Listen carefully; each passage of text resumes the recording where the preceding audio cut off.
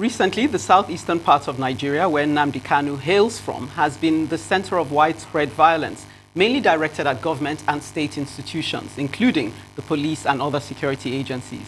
The tension has died down a bit, but his rearrest and detention this week is already being seen as a possible tinder for another round of mayhem, depending, of course, on how the Buhari government manages his prosecution going forward.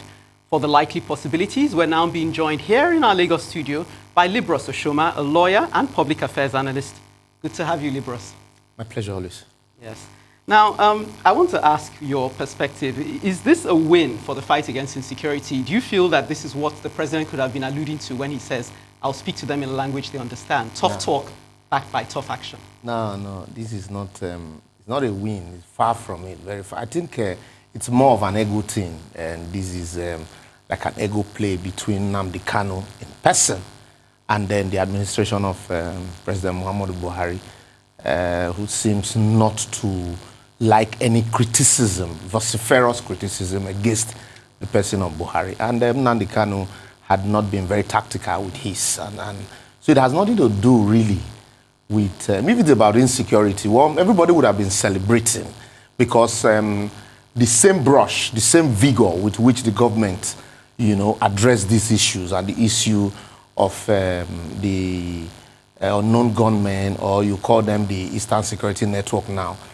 government would have used that same vigor to address the insecurity in the northeast and then the bandit ravaging, the length and breadth of the country. So really, I think this is more about, speaking in President Buhari's language, speaking the language, to a particular people who he probably doesn't like. Well, let's speak to the law of this. What are the legal options available to Nnamdi Kanu now that he's been rearrested, even though, after jumping bail, even though he told the court yesterday, reportedly told the court yesterday that... The bail was frustrated. I would rather use that word. Okay, so he didn't jump bail, is what you're saying? The bail was frustrated because he even told the court yesterday, why he's not been appearing. Yeah, How so do you grant a man bail? How do you grant a man bail and then frustrate his appearance in court by invading his house? Like I said, Nnamdi Kanu, this government administration made Nnamdi Kanu who he is. Ordinarily, I won't reckon with somebody of Nnamdi Kanu. But, I think the approach and the attitude of government had been that of, tactless. You granted him bail. In fact, initially was refused bail, and then subsequently was granted bail on health ground. If he breached his bail conditions, there are procedures.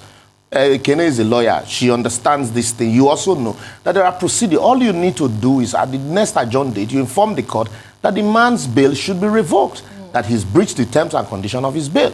Rather than, and then when he started insulting the president, the army invaded his house. And then also it is on record that people were killed. So the moment people were killed, what that means is, if I were dead, they probably would have killed me. So I ran away for my life. So it would have been, it is better for me to be alive to face trial than, be killed.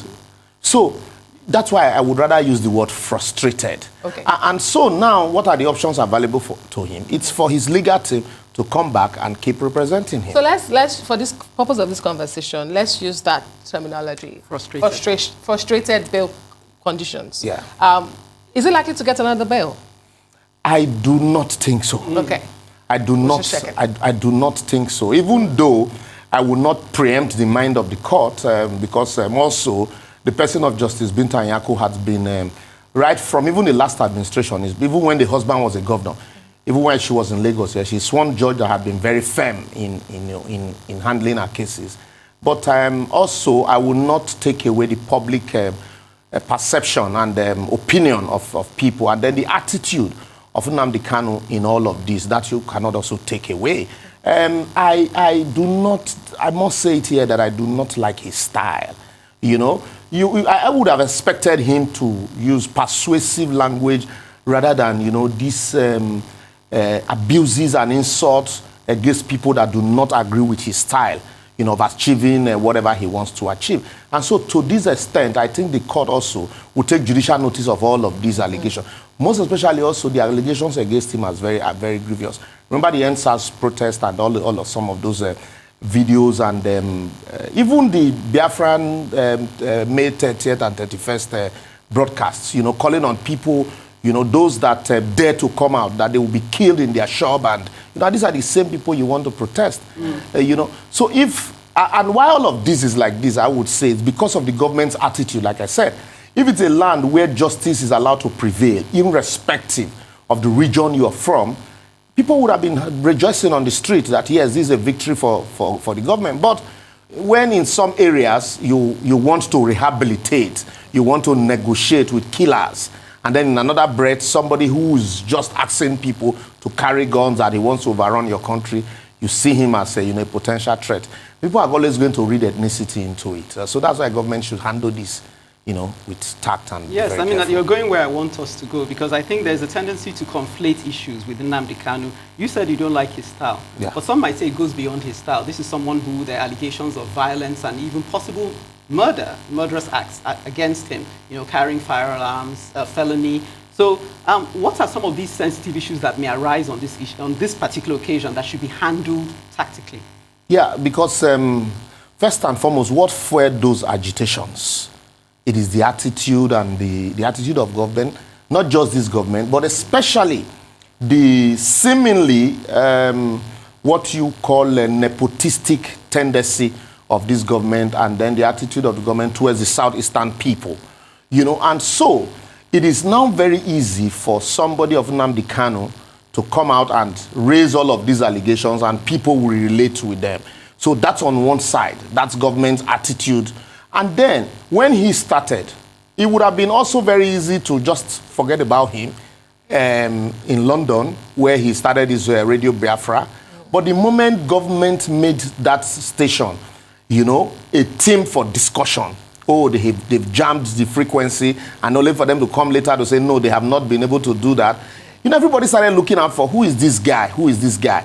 So against that backdrop, and the fact that he was arrested, he was standing trial, and then you saw the followership started swelling by the day. So all of this you can't ignore. You can't ignore those followership. And the fact that he could sit down somewhere and command people to go kill, to go die for a cause that, mind you, this had been a cause that had been hanging over Nigerian right from even after the Civil War. So against all of this mix, and that's why, you can't ignore the sentiment.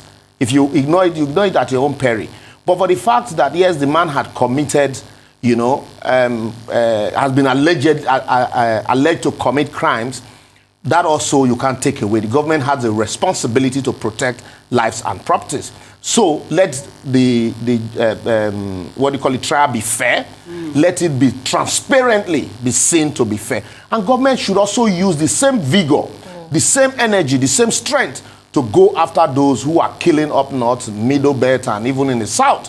And so once you do that, the government will be seen to have been fair to all parties concerned, and not just the southeastern thing, because it is not only the southeastern people that are suffering injustice in Nigeria. Everybody is, on the burner in as far as government is concerned. So by the time he now made it a southeastern thing, you alienate people who will be sympathetic to your cause also. So all of these are what will play out, in the course of this trial, in the public domain. But in the court, what the court will be looking at basically would be, the legal perspective. I don't know if you can take this in 20 seconds. Those who stood shorty for him, like Senator Abaribe, what happens to them now? Yeah, he's been, because that was the argument of Senator Abaribe, that the bail was frustrated. And I completely agree with him. And so now that the man, is back to court, so you can't, I doubt if he would want to, ease himself from, standing shorty. Okay. But also you can't take that away from the fact that now the man is back. So a man who's still shorty for him, you can no longer hold him accountable to ask him to produce the person he took on bail. He'll get his money back. Yes, he will get his money back if government has taken that 100 million from him. Okay, thank you so much. LIBOROUS OSHOMA, lawyer and public affairs analyst.